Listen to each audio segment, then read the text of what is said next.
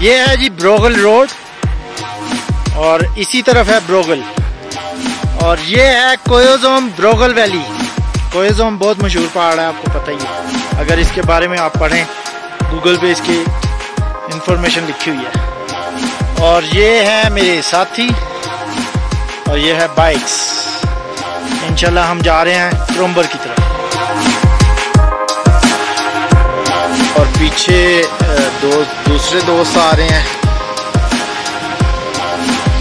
यहाँ से हम बच्चों को दरिया क्रॉस करवा रहे हैं जो स्कूल जाने के लिए हैं। उधर से भी बच्चे आ रहे हैं माशाल्लाह से।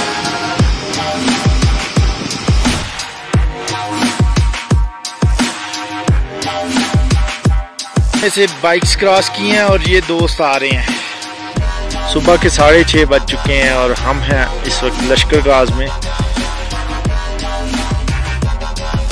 और ये है लश्करगाज का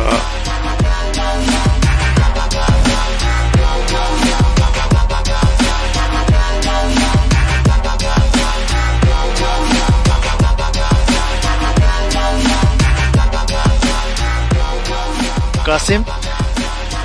रास्ता बिल्कुल नैरो पाथ है जो पैदल ट्रैकिंग वाला है, और ये आगे है मैडो